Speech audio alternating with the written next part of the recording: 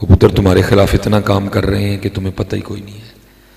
تم نے تو کبھی سوچا نہیں یہ رات کو اتنے پیکج انہوں نے کیوں دے دیے. جاؤ کبھی جرمنی والوں سے پوچھو کال کتنی مہنگی ہے, ادھر کیوں نہیں پیکج ہے. جاؤ کبھی آسٹریلیا والوں سے پوچھو جا کے کال کتنی مہنگی ہے. سعودیہ والے یہاں بیٹھے ہوئے ہیں جن کے گھر ہم آئے ہیں نقیبی برادران, پوچھو سعودیہ تو فون کریے دے کتنے پیسے لگ دیں. تمہیں کیوں انہوں نے راتوں کے پیکج دے دیے ہیں؟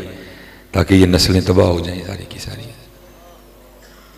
پوچھنا کبھی یو کے والوں سے ٹیلی فون کر کے کہ کال کتنی مہنگی ہے ادھر, ادھر کیوں پیکج ہیں اتنے بڑے ادھر, صرف اس لیے کہ نسلیں تباہ ہو جائیں. جو رات پوے تو کڑیاں منڈیاں نو فون کرن تے منڈے کڑیاں نو فون کرن. وہ جب اقبال نے 100 سال پہلے ہمیں آگاہ کر دیا تھا, یہ فاقہ کس جو موت سے ڈرتا نہیں ذرا. اقبال ہوشیار کر گئے, نوجوانوں تیار رہنا, وقت آنا تم پہ. تمہارے اندر سے حضور کی محبت بڑے بڑے طریقوں سے نکالی جائے گی. اور جس کے اندر سے حضور کی محبت نکل گئی وہ بس مٹی کا بوتی ہے. پھر اقبال تب کہتے ہیں یہ فاقہ کس جو موت سے ڈرتا نہیں ذرا, روح محمد ذرا اس کے بدن سے نکال دو. فکر عرب کو دے کر فرنگی تخیلات, اسلام کو حجاز و یمن سے نکال دو. وہ کامیاب ہے بیٹا, اس میں کامیاب ہے نہیں. وہ پھر آپ کے نا ادھر بیٹھتے ہیں آ کے, اور وہ دیکھتے کیا ہیں کہ جب درود پڑھنے کی باری آئی تو انہوں نے کس طرح پڑھا. پھر ہی پتہ لگنا ہے نا کتنی محبت ہے.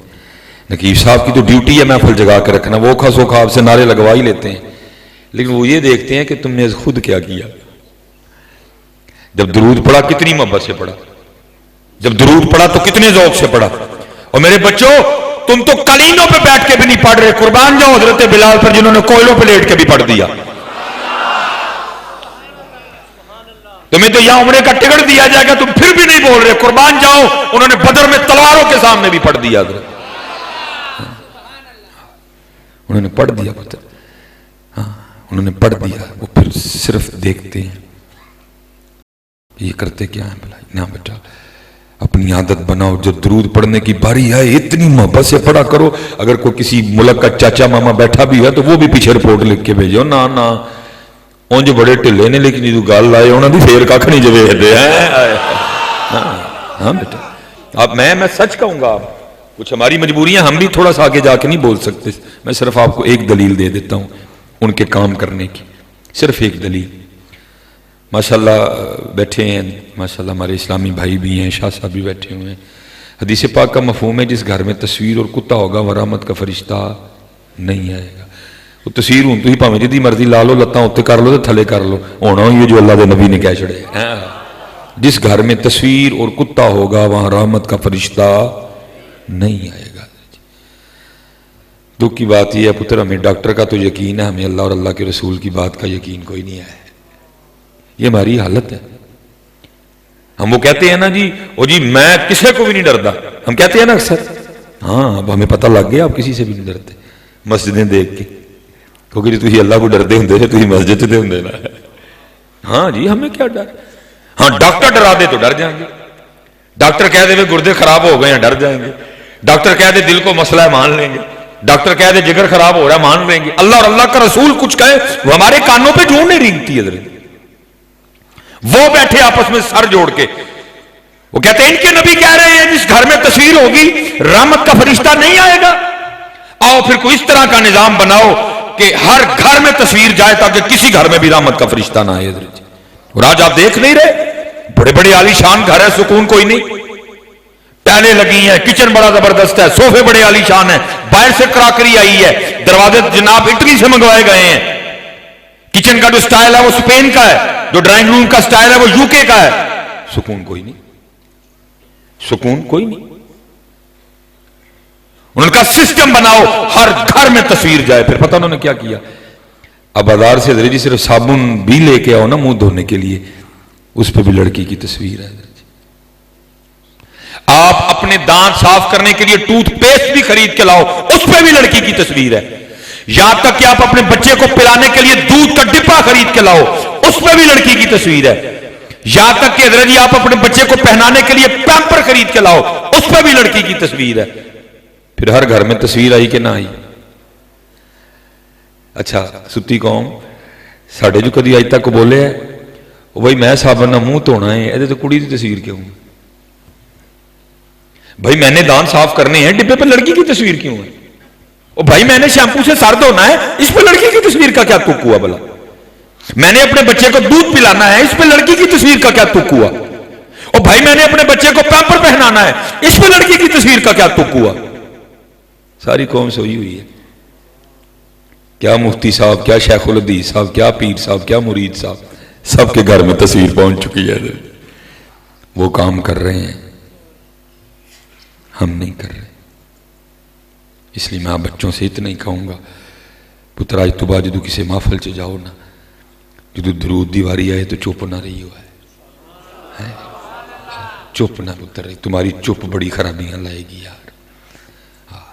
جب باری آئے اتنی محبت سے پڑھا کرو کہ یہاں بیٹھ کے بھی وہاں آواز جائے، نہیں تو آپ کی خاموشیاں خرابیاں لائے گی.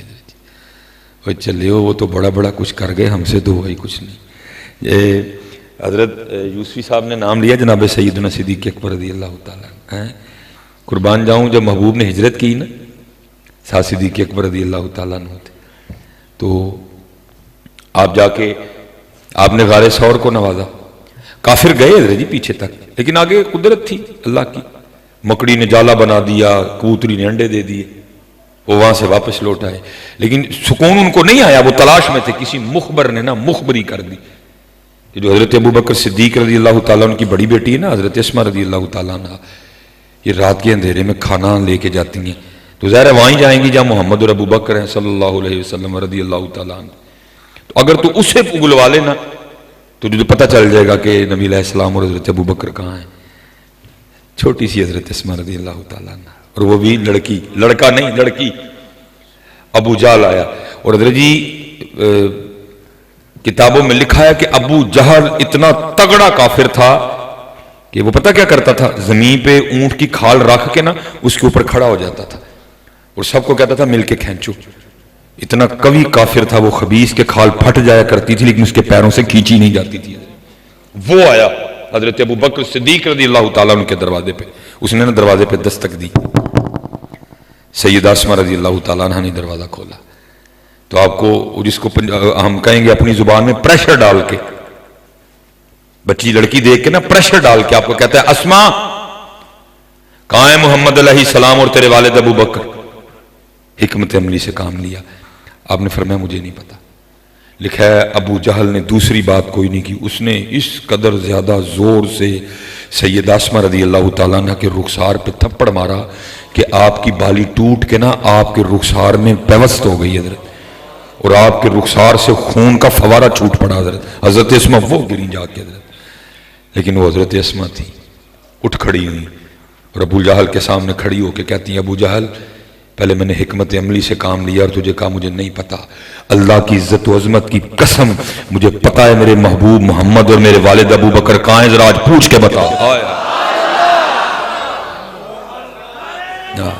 اللہ